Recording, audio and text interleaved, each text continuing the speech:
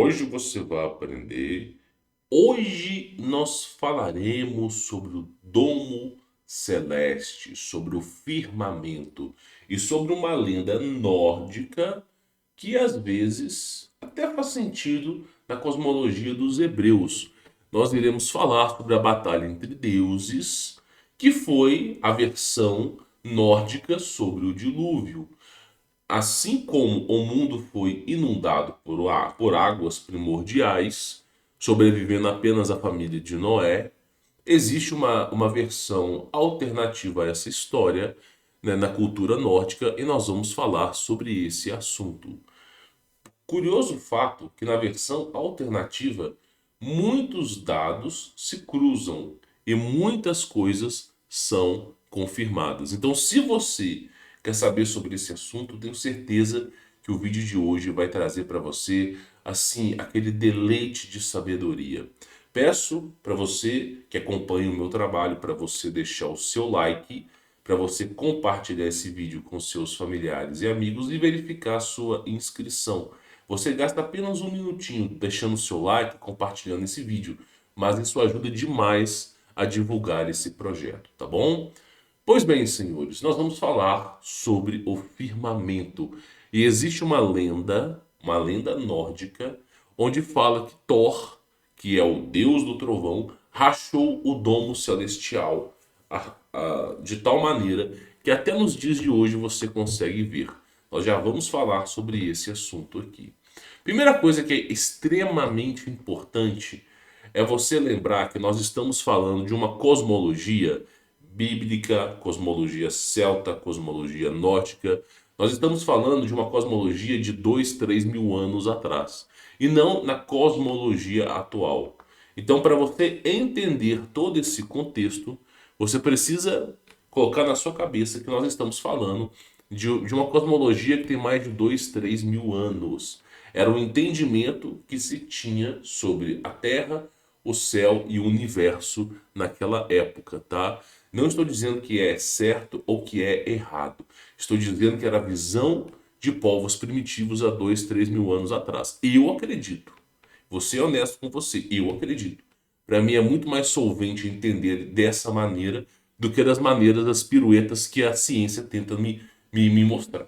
Porém, né, deixo para você essa parte aqui. Olha só, as muitas visões cosmológicas dos mais diversos povos antigos sugerem um mundo revestido por uma cúpula.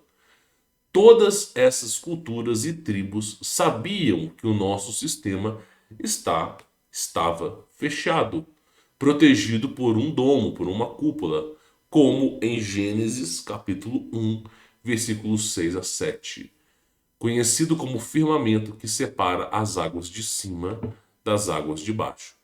E para entender essa história, você precisa considerar o seguinte fato ancestral abaixo. Todas as culturas em unanimidade, todas, não existe sequer uma cultura que seja pareável ao modelo atual da ciência, o modelo do universo, do Big Bang, de uma bola molhada super giratória no universo.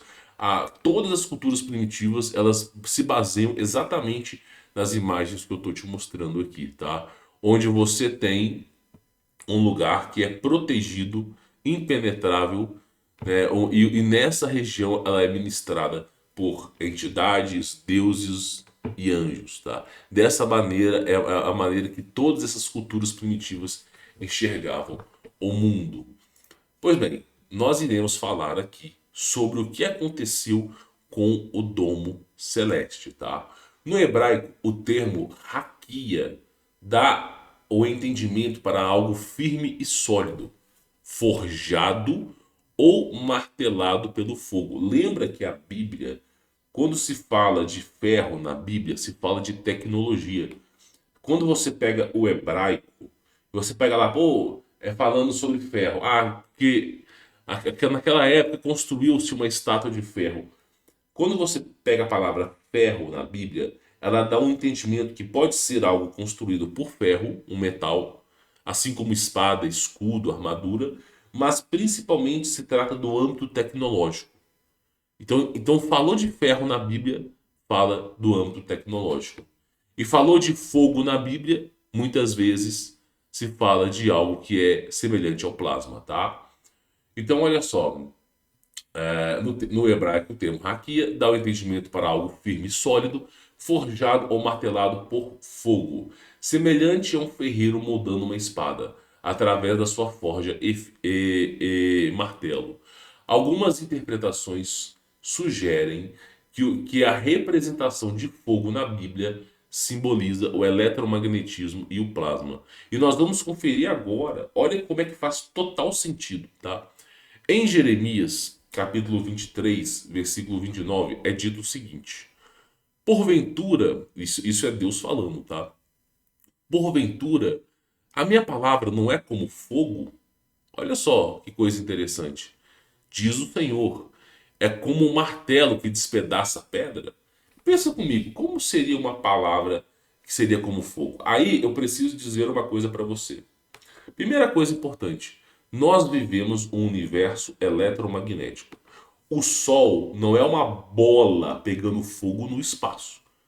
Nunca foi e nem será.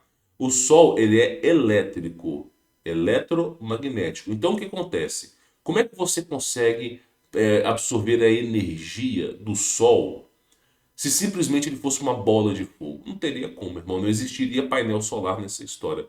O Sol ele é um condutor elétrico de grande potencial.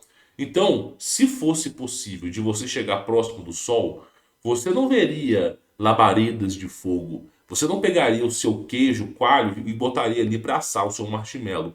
Não funcionaria dessa maneira. Se você pudesse chegar perto do Sol, você veria a intensidade do plasma numa força antes nunca vista. Então, você tem o estado sólido, líquido e gasoso que te ensinaram nas escolas. Só que na verdade nós temos o zero absoluto, sólido, líquido, gasoso e o plasma. O plasma é um conceito que está muito acima do fogo.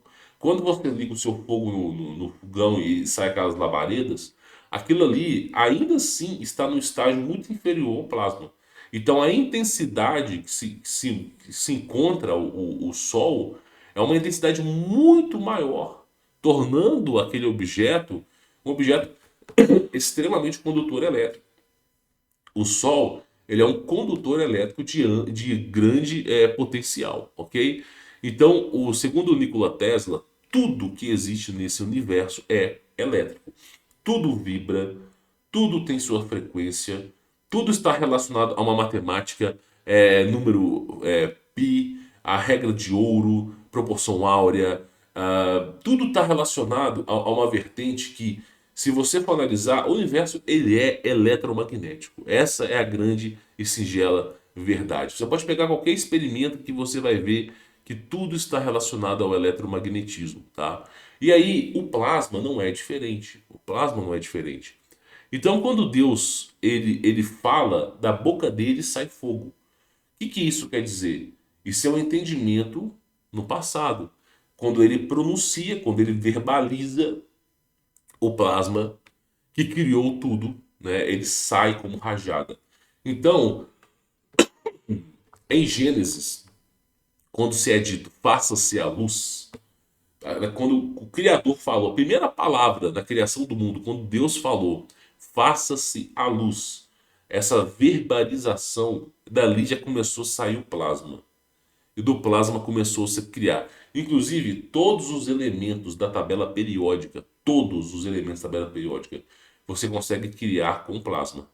Basta que você altere a vibração do plasma para você criar materiais diferentes. Todos os materiais é possível de criar com plasma. Então, plasma é o elemento crucial. Inclusive, a própria NASA já soltou uma nota alguns anos atrás falando que 99,8% do universo é plasmático. Até nisso os caras tiveram que voltar atrás, porque senão a coisa fica feia. Então, tudo que nós estamos dentro de algo que é plasmático, tá? Por isso que existe uma grande proteção que é a cúpula, que nos impede de que essa força predominante adentre aqui com muita rigidez, tá? Pois bem, agora que você entendeu o conceito básico, Você entende que a palavra de Deus, quando se fala de fogo, nós estamos falando de um processo eletromagnético e plasmático, tá? Agora que você entendeu, olha que coisa interessante. O Criador utilizou o plasma para a criação da Terra, do firmamento e de todas as coisas conhecidas. Ok. Segundo Nikola Tesla, eu já expliquei, o nosso universo ele é eletromagnético e matemático. Sendo assim, o domo não deveria ser diferente, tendo a mesma propriedade condutora e isolante. E é isso importante você entender, tá?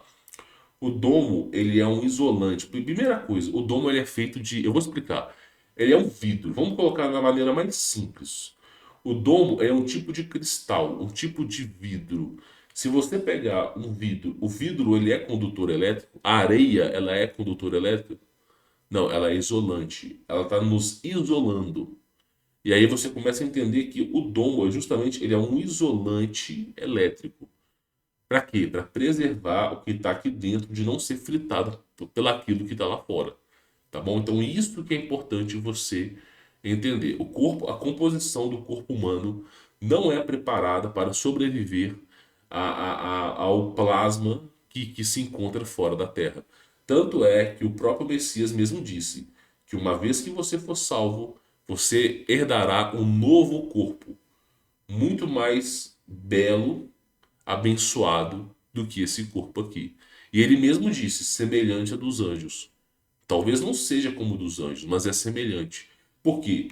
Porque você vai precisar de uma outra estrutura para você sobreviver às coisas que existem lá fora. Para você ter uma noção sobre as coisas que hão de vir, ok? Pois bem, aqui eu vou dar um exemplo para vocês de uma batalha que houve entre deuses. Foi exatamente a mesma coisa que aconteceu no período nórdico, e aí eu vou explicando, tá?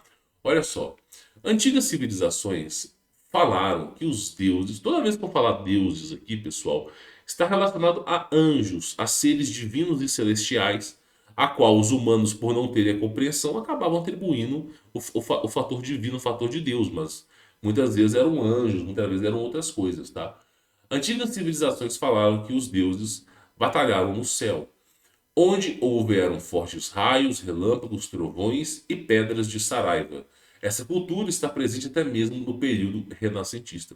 Há mais ou menos 500 anos atrás, existe uma batalha que ficou muito conhecida na Europa, principalmente em Portugal, chamado Batalha de Nuremberg. Por quê? Em 1561, as pessoas estavam vivendo as suas vidas na capital, né, e de repente olharam para o céu e começaram a ver um monte de objeto metálico no céu, né, objetos cilindros, objetos redondos, objetos em formato de disco voador no céu, um monte deles. E de repente surgiu de um lado um monte desses objetos e do outro lado um monte desses objetos. E de repente começou uma batalha ali. Um objeto atacando o outro com lasers. Inclusive, a descrição que se fala na Batalha de Nuremberg é que eram faixas de luz que estavam atacando uns aos outros. Então, eles estavam se atacando com lasers e começou a cair. Começou a cair. Essas naves começaram a cair pelo território de Portugal. Muitas naves tinham um formato esférico, ok? E começou essa batalha. As pessoas ficaram apavoradas. E aí teve um pintor naquela época que decidiu, né, memorizar aquele fato. E aí houve a Batalha de Nuremberg. Nunca mais, depois dessa batalha, é claro, tá? Nunca mais ocorreu algo tão parecido como isso. Mas isso nos mostra que a Batalha de Star Wars, Guerra nas Estrelas, não é muito longe do que aconteceu há um tempo atrás, tá? O que é Pedra de Saraiva? Só para você poder entender. Quando chove muito, você tem o granito, ok? Você chegou lá, por exemplo, veio um vendaval, veio o período de chuva, aí começou a cair granito. O granito vai lá, amassa carro, quebra telha. Você conhece o granito, né? O granito é uma pedra de gelo que ela rapidamente ela se descongela, ela não causa tanto problema. O que é a pedra de Saraiva? Ela é parecida com o granito, só que ela é muito mais resistente. Vou dar um exemplo para vocês, tá? Um exemplo aqui de ciência prática para vocês. Se você pegar na sua geladeira um cubo de gelo e bater o martelo, ele vai estraçalhar, ele vai quebrar e ele não tem resistência. Se você pegar o gelo, pegar aquela forminha de gelo, pegar algodão e colocar dentro da forminha de gelo, depois colocar água e depois congelar, se tiver bastante algodão ali, não precisa entupir de algodão, mas se tiver pelo menos uns 50% de algodão bem espalhado, se você tentar quebrar o gelo, você não vai conseguir, mesmo com martelo. Por quê? O gelo vai ser 10 vezes mais resistente do que ele foi. E também não vai descongelar rapidamente, vai demorar 10 vezes mais para descongelar. E ele vai ter uma aparência mais esbranquiçada. Então, existem propriedades na matéria, principalmente na química, que o gelo ele fica muito mais resistente. Então, existe um gelo que ele é tão duro, mas tão duro, que dificilmente você consegue quebrar ele, tá? E aí tem casos na internet, eu lembro que em 2009 teve um caso que caiu assim um granizo pesado, erradicou assim a cidade inteira. Isso ainda foi no Rio Grande do Sul. O pessoal perdeu gado, perdeu um monte de coisa. E aí teve um cara que pegou o gelo, ele percebeu que passou 3 dias, depois do acontecido, passou 3 dias e o gelo não tinha derretido. Não tinha derretido. Aí ele ficou achando que aquele gelo podia ser algum produto químico, alguma coisa que alguém lançou, algum experimento do governo. O cara pegou um fósforo e acendeu e o gelo começou a queimar. Começou a queimar. E não saía gota de água. Né? Então o gelo demorou muito a se derreter, mas muito mesmo. Então Pedra de Saraiva é uma condição daquilo que está no céu, que quando cai na terra, ela realmente erradica o lugar. Então, diferente do granito, que é uma propriedade do gelo, a pedra de Saraiva ela vem do domo e ela tem uma propriedade muito resistente. Então, uma vez que ela cai, ela é terrível. Eu vou falar sobre uma história dos índios aqui, você vai entender, tá? Os índios Cherokees, eles contam a história do fim da humanidade e do recomeço da humanidade. Eles contam que quando ocorreu uma grande catástrofe na Terra, eles dizem que o céu estava caindo. Assim como os índios tupinambás já falaram, deram uma entrevista, eu até falei sobre esse assunto. E aí, quando caiu aquela pedra, segundo os índios, é uma pedra, é um tipo de gelo tão forte que ele não descongelava. Então, quando eles estavam no deserto, caiu, aqueles que sobreviveram a essa pedra, ela não, ela não saía, não derretia, e os caras ficaram presos mais de uma semana, porque assim, ela caía como uns pedaços, caía aqui, ali, e impediu o índio de poder sair. E aí, basicamente, diz eles que a única maneira que eles encontraram é que tinha um dente de um animal que eles usavam colar. E aí, aqueles meninos que eram iniciados na caça, que viraram caçadores, e a partir do momento que viraram bons caçadores, eles recebiam dos aldeões, dos anciões, um tipo de dente de um animal, tipo uma fuinha. Bem, bem assim, é um dente bem afiado. E aí é dito que um desses índios começou a tentar fazer um buraco nessa estrutura. E aí, quando ele pegou o dente desse tipo de fuinha, ele conseguiu criar a primeira fissura nessa pedra de Saraiva. Ela todinha trincou e se estassalhou. Então começou aquela cultura de que todo mundo deveria ter um dente de fuinha. Não é fuinha, tá, pessoal? Tem o nome do animal específico, eu não vou lembrar, lá na cultura dos Cherokees. Por isso que os índios. Você já reparou que os índios, a maioria dos índios norte-americanos, inclusive os navarros, eles têm tipo um colar, e nesse colar tinha tipo um dente de um animal que fica aqui assim. Por que você acha que tem aquele dente? Porque que foi aquele dente que quebrou a parte daquela pedra que caiu. Foi aquele dente que quebrou. Então eles usam isso aí, tá? Usam isso aí. E aí, basicamente, começou essa história, tá?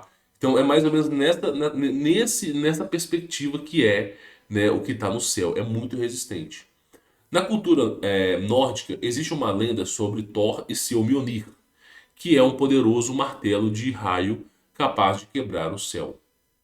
Claro que na cultura dos hebreus existe uma versão sobre a batalha nos céus, como de Nuremberg, que é retratada em Apocalipse capítulo 12, versículos 7 a 8, tá?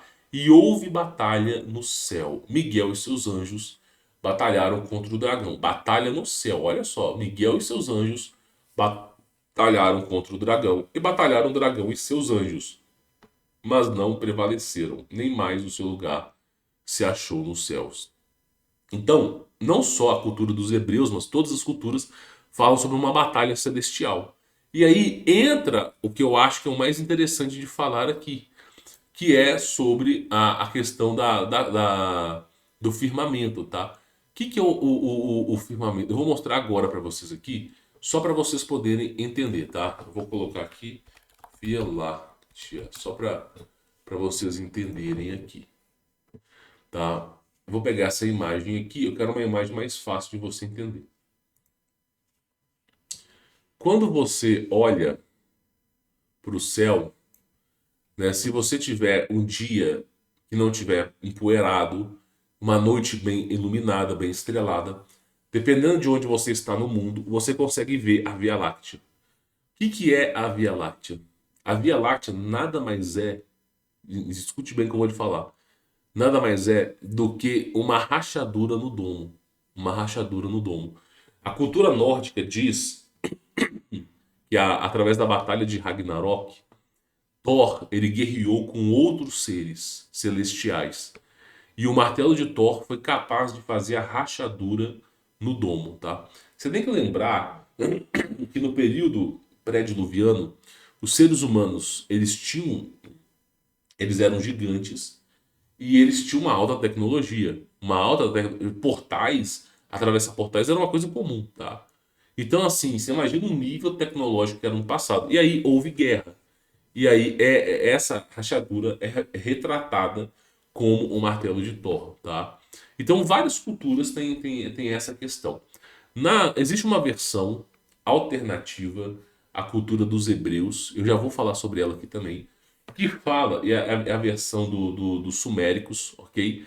Bem semelhante à dos hebreus, que fala o seguinte, que graças a essa rachadura no céu, os caras estavam de boa, aí houve uma batalha no céu, e houve um estrondo absurdo, e aí alguém, alguma coisa rachou o céu. E quando esse ser rachou o céu, começou a cair água. As águas primordiais. As águas que estão acima do domo, elas são águas quentes. Quente, quente. Ela é uma água efervescente. Por quê? Porque ela está relacionada ao plasma. Por isso a abóbora, o domo, ele é um isolante. Ele impede que o que está lá fora entre aqui com força e grande poder. Então o que acontece? Uma vez que você rachou esse domo, aquilo que está lá fora começou a entrar. E aí começou a vir aquelas águas primordiais, que são águas quentes, quentes, quentes. E aí começou a inundar a terra, graças a essa rachadura, tá? Então é dito que a história do dilúvio de Noé começou exatamente assim, ó. Exatamente assim. Houve uma rachadura no céu, e aí começou a vir água lá de fora e inundou tudo. Demorou assim bastante tempo para os caras terem que se fechar. E aí quando você olha quando você olha para a Via Láctea, você entende nitidamente que ela é uma rachadura no céu. E esse tipo de nebulosa que aparece aqui, ó, esse tipo de fumaça esbranquiçada, tudo, isso aqui é apenas o trincado da guerra, daquilo que aconteceu no passado, tá? Então nós temos essa história que é a história do que Thor foi o responsável por fazer essa rachadura aí no na o chamado de Via Láctea, tá? Pois bem, senhores, falado desse assunto, olha que coisa interessante. Olha como é que as coisas elas vão começar a se encaixar aqui. Olha como é que as coisas vão começar a se encaixar. Esta fenda no céu é observável do solo. Ficou conhecido como Via Láctea. Nebulosas são marcas, cicatrizes nessa antiga rachadura na cúpula da Terra. Uma antiga lenda sugere que foi através dessa fenda que as águas primordiais inundaram a Terra, ocasionando o dilúvio, e na cultura egípcia é mencionado a rocha de Deus, descrevendo um evento que mudou completamente o Egito e o deserto do Saara. O que acontece? Lembra que o domo ele é feito de vidro, mas não é qualquer tipo de vidro. Não é qualquer tipo de vidro. É uma liga especial. O domo ele é feito de sílica silício, que é predominante em abundância na Terra e é predominante em abundância em vidro, ok? E é um tipo de material muito duro e rígido. Então o domo ele não é feito com aço, ele não é feito com, ele é feito com vidro. E o que acontece é o seguinte, tá?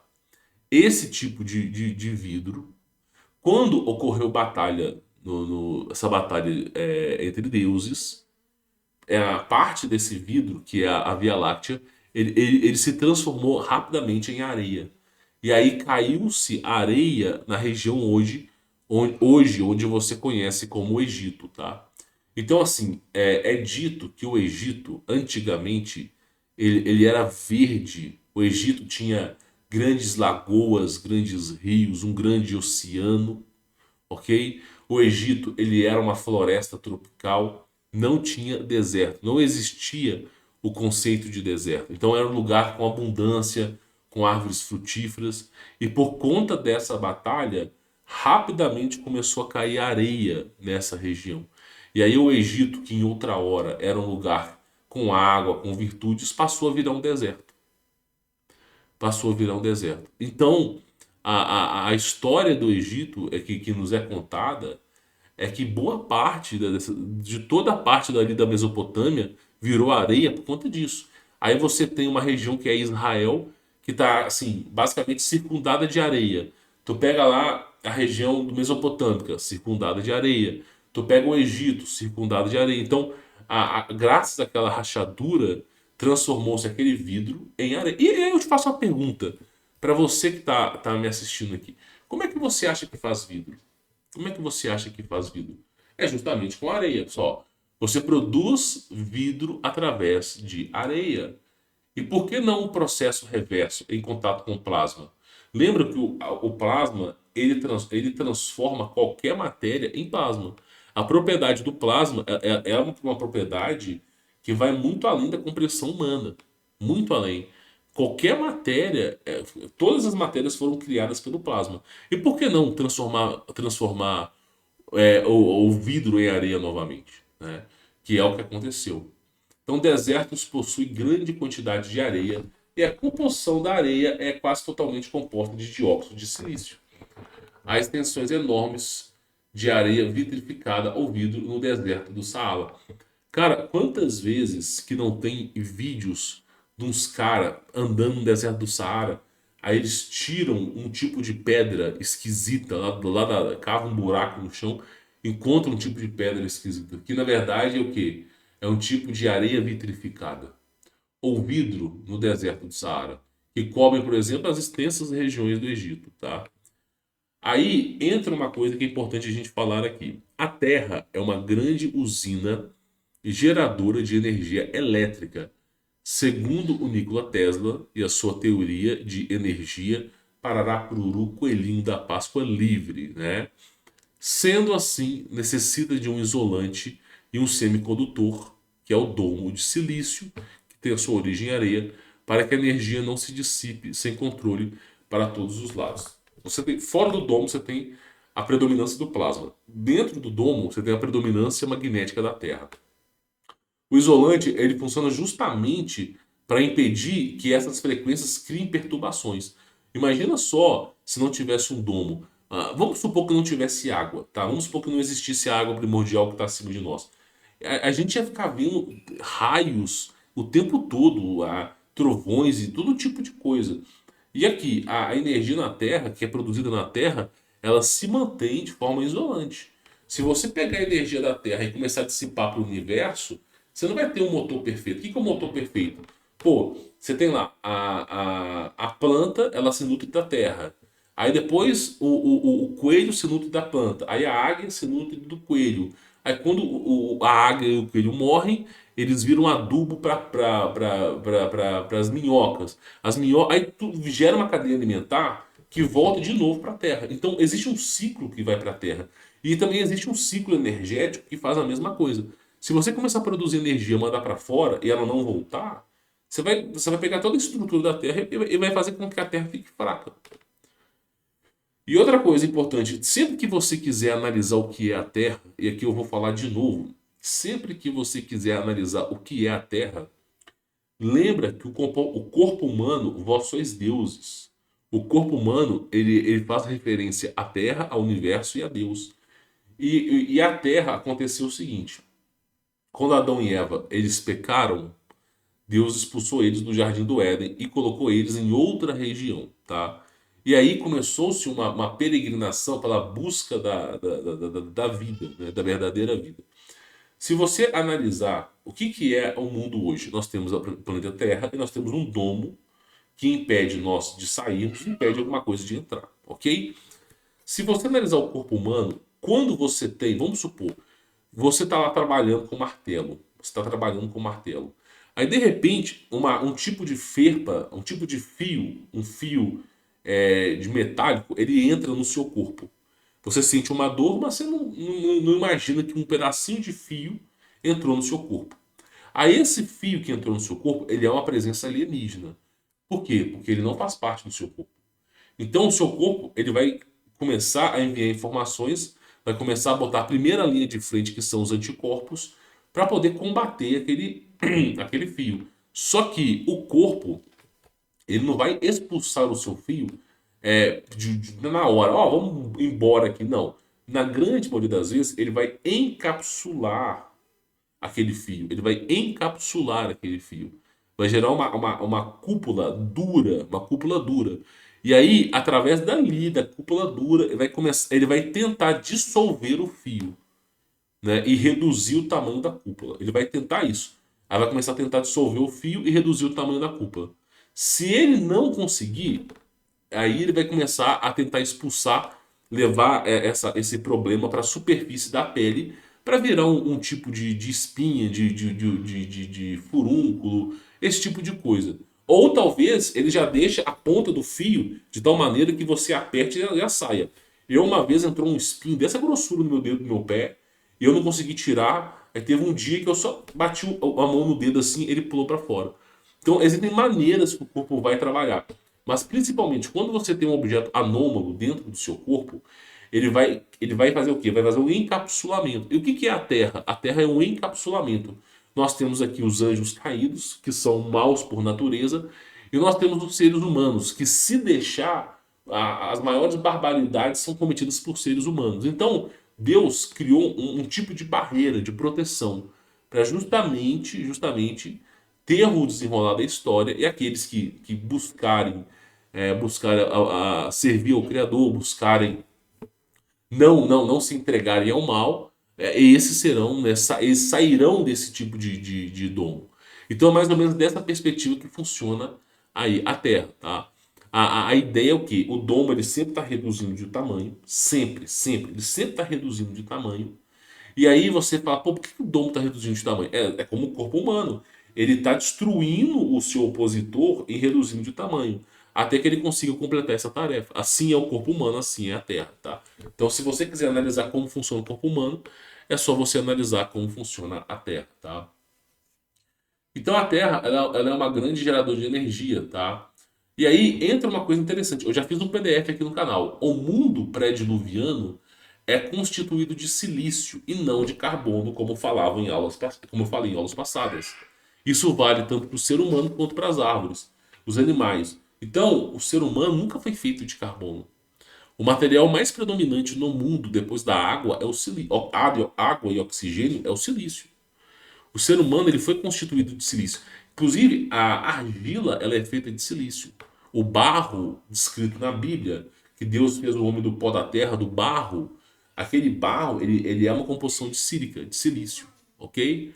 A carbono, é difícil encontrar carbono, meu irmão. Difícil encontrar carbono. Porque você pega a terra, todo mundo sabe disso. Toda terra tem uma composição de areia. Então, se você pega uma terra, faz barro e cria o homem, beleza. Agora pega lá o carbono. Pega fibra de carbono.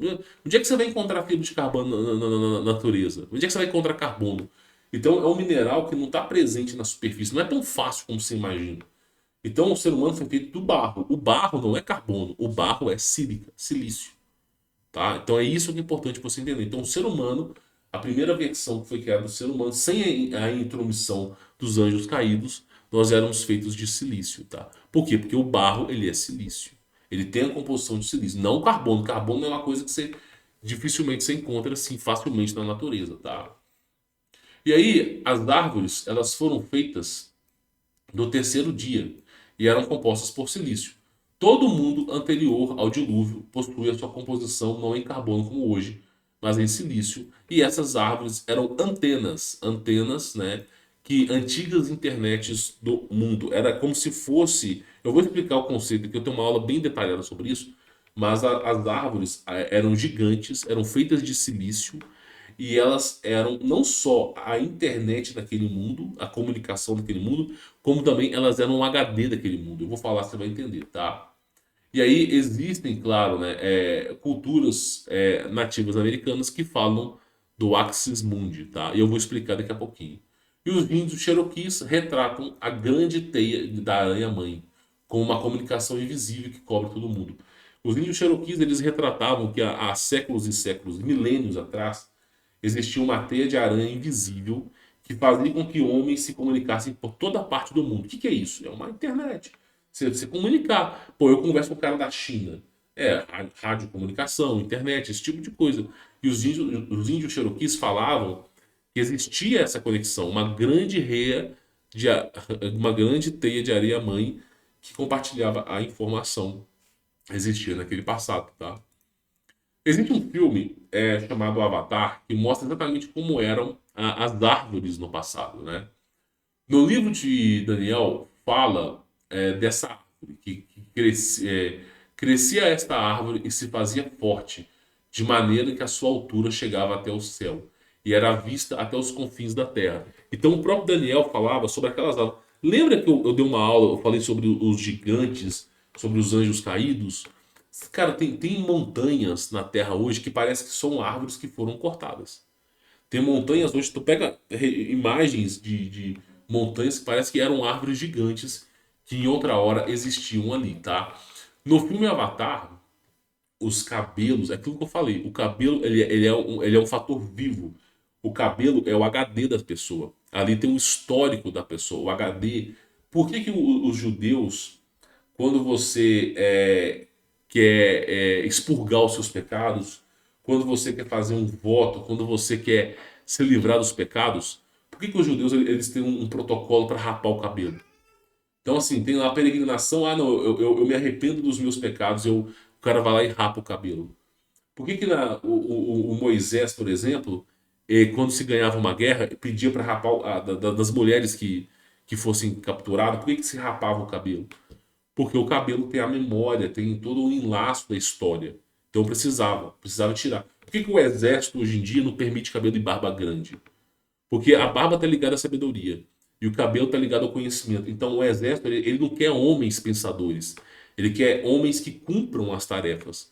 Por isso que não pode ter barba. Por quê? Porque a barba, muitas vezes, a não ser que você seja o supremo, né, senhor, aí beleza, mas se tu for ralé, tu vai ter que cortar.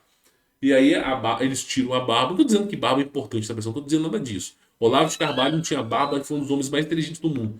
Mas assim, o conceito de barba é esse, sabedoria e o cabelo conhecimento. E aí quando você entra no exército, eles tiram a sua barba, porque você vai ter que aprender tudo de novo lá dentro.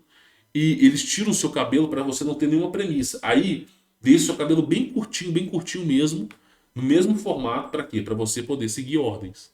Se você é preso, a primeira coisa que eles fazem quando você é preso na cadeia é rapar sua barba e o seu cabelo. Por que será? Ninguém te conta isso, né? Então, o cabelo, ele é a nossa antena de comunicação, é o nosso HD, ele é uma parte muito importante do nosso corpo, tá? Só que aí, no filme Avatar, isso é mostrado com mais imponência. Tu vê lá o cabelo se movendo, e aí no Avatar, aquele Jake lá, ele pega o cabelo dele e se une à árvore. E aí ele cria uma conexão com as árvores. Então isso existe no passado, tá? E aí, por incrível que pareça, por mais maluco que pareça, existe uma coisa que é chamada World Wide Web, ok? World Wide Web. Que também é conhecido como WWW, tá?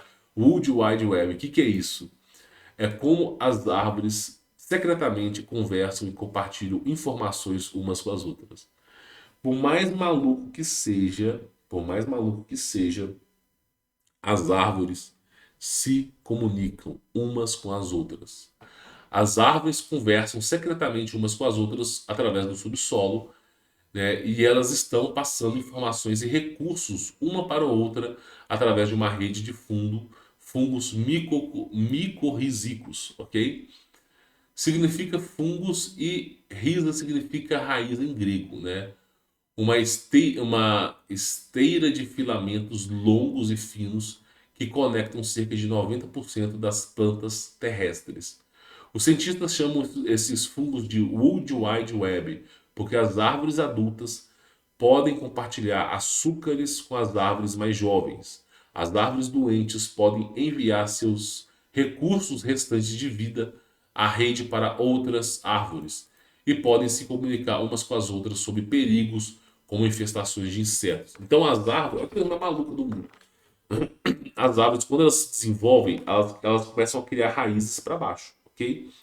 E aí, essas raízes vão criando mais e mais filamentos de raízes, mais e mais filamentos. Esses filamentos encostam um no outro, de uma árvore para outra. O que acontece? Aí, a partir daquele momento, cria uma conexão entre as duas árvores. Se uma árvore estiver recebendo pouco nutriente, aquela árvore pode enviar o nutriente para outra árvore. Se uma árvore estiver sofrendo infestação de algum tipo de praga, essa árvore vai alterar a propriedade das suas folhas para ficar amarga para esses predadores e vai comunicar isso para outras árvores. Então, essas conexões, essas raízes, não só passam os nutrientes de uma árvore para outra, como também se comunicam entre si. Então, a floresta se comunica. Olha que coisa interessante. A floresta se comunica. Se vê uma floresta de árvores, elas estão se comunicando o tempo todo. Meu, isso é algo assim, é fascinante, tá? E as árvores também se comunicam com frequência magnética da Terra. Além disso, ainda se comunicam com o magnetismo da Terra. Né? Então elas contribuem para o equilíbrio da Terra e elas criam um ecossistema que ela se mantém. Por isso que a plantação em agrofloresta é a melhor plantação que existe no mundo. Não tem nada que chega perto disso. Porque a agrofloresta, você está criando exatamente isso. Uma conexão entre todas as árvores. Elas vão criar um ecossistema que se mantém, ok? No passado, as árvores exerciam um papel fundamental na história da Terra e da humanidade. Utilizavam suas conexões como forma de acessar a essa informação e também conversar com outras pessoas. A árvore da vida, no caso, era capaz de se comunicar não só com a Terra, mas com outros reinos. Por quê? Porque a árvore era tão grande que chegava aos céus. Ela se comunicava aos céus. Então você conseguia, através das suas raízes, se comunicar aos céus. Então, olha como é que a coisa era feita no passado. Eu não consigo imaginar como era o mundo no passado. A riqueza que era o mundo no passado. Primeiro que o ouro, ele ficava na superfície da terra. O ouro, ele ficava na superfície. Então, as plantas se nutriam de ouro. Os animais nutriam-se das plantas de ouro. Gerava uma cadeia alimentar e o ser humano vivia muito mais. Então, a Bíblia está falando de caras que viviam 900 anos, ou 1050 anos. Os caras viviam pra cacete. Então, olha o mundo como era no passado. Olha o que Deus criou e o que nós somos agora. Nós somos apenas um sopro daquilo que Deus criou. Uma criação divina. Existe uma parte bíblica que fala sobre o machado. Que é assim, se você for cortar uma árvore e você estiver segurando um machado, quando você vai na árvore, é dito na Bíblia que as árvores tremem e choram. As árvores, elas percebem que você vai cortar elas com o machado. Ela já percebe. Então, são coisas que é dito em histórias antigas, mas que fazem até sentido. A partir do momento que você vai cortar uma árvore, meu irmão, que você está com a intenção de cortar uma árvore, ela seca. Por exemplo, você tem uma árvore frutífera na sua casa. Aí você fala assim: ah, quer saber de uma coisa? Eu vou cortar eu vou cortar essa árvore aqui. Ela não está dando fruto mesmo? Muitas vezes a árvore até seca, porque ela já sabe que ela vai embora. Ela passa os nutrientes para outras árvores. Isso pode acontecer, como ela pode também tentar se recuperar, tá? E existe uma história, uma lenda antiga, que era se falado principalmente no meio rural. Por exemplo, eu tenho casos de familiares que falavam isso. Muitas pessoas achavam que a minha avó era doida. Por quê? Porque ela conversava com planta, conversava com árvores. Eu também converso, se quiser me chamar de doido, tudo bem, não tem problema. Mas o pessoal conversava com árvores, né? Então, assim, chegava na plantinha, falava, "Ah, tudo bem, bom dia, não sei o quê, hoje tá um dia lindo." Então, as pessoas conversavam com as plantas, né? E as plantas floriam, floriam, não sei o quê. Ficava algo absurdo, né? Aí teve um caso de uma planta, de uma árvore frutífera que parou de dar frutos. Chegou a parte da época de dar frutos, a planta não quis dar frutos. Aí é dito o seguinte, que um dos casos, um cara falou assim, ó, se essa árvore não der fruto, né, no ano que vem eu vou cortar ela. E aí ele falou isso e em menos de 2 semanas a árvore começou a apresentar flores, né? Ela voltou à vida, ela deu aquele burst, tá? Então, assim, eu não posso afirmar isso, pessoal, mas eu acredito que as árvores, elas entendem. Não o que a gente fala, a árvore não sabe português brasileiro, não sabe alemão, não sabe inglês, nada disso. Mas a árvore, ela sabe as nossas intenções. Porque o universo, ele é eletromagnético. Deixa eu voltar ao foco. O universo, ele é eletromagnético. Quando você tem uma intenção, essa intenção ela ecoa pelo universo. Então, se você falar, projetar na sua mente ou falar que se aquela árvore não der frutos, você vai cortar ela, tá? Aquela frequência, eu acredito que ela chega na árvore. E aí a árvore tem aquele aviso, ela fala, pô, o que eu vou fazer? Eu vou transferir os meus recursos para outra árvore ou eu vou dar o fruto? Então, é uma coisa, assim, inacreditável. Eu digo para vocês, meu irmão, se hoje, vivendo uma fração do que nós fomos, uma fração do que a Terra era em outra era no passado, a gente fica maravilhado com o pôr do sol, a gente fica maravilhado com as árvores frutíferas, com os animais. Imagina como era na era pré-diluviana, cara. Imagina o que Deus criou. Imagina só. A coisa é muito mais magnífica do que agora. Então, assim, se hoje a gente está vivendo uma coisa que a gente acha bonito, o pôr do sol, o rio, a natureza, imagina só como é que era no passado. Eu acredito que nós não teríamos nem vocabulário para dizer quão grande eram as coisas. Então, assim, para a gente poder finalizar, a história de Thor, ela é basicamente essa, pessoal, do cara que rachou o domo, tá? A história do nórdica é essa. Houve a Batalha de Ragnarok, e Thor foi lá com seu Mjolnir e rachou o domo celeste. E dali começou a cair água e veio o dilúvio, tá? Essa é a história dos nórdicos. A história dos egípcios é que alguém rachou, fez um buraco gigante no céu e dali começou a cair água e veio a areia. E essa areia ficou alojada justamente na região do deserto do Saara do Egito, tá? Então cada cultura tem a sua estrutura, tá? E faz total sentido, né? Você vê a água vir justamente do dilúvio, vir justamente dessa fenda, né, do domo, fazendo com que as águas primordiais nos acessem, né? Porque é dito em livros apócrifos, em livros que não fazem parte do cânon bíblico, que a água no dilúvio era uma água quente, não era uma água fria, era uma água quente, né? E aí, essas são as perspectivas e faladas no passado. Pessoal, se você gostou dessa aula, peço para você deixar o seu like. É extremamente importante para ajudar a divulgar esse projeto. Compartilhe esse vídeo com seus familiares e amigos, tá? Para que mais pessoas possam conhecer esse conteúdo, tá bom? Bom, vou ficando por aqui. Fique na paz.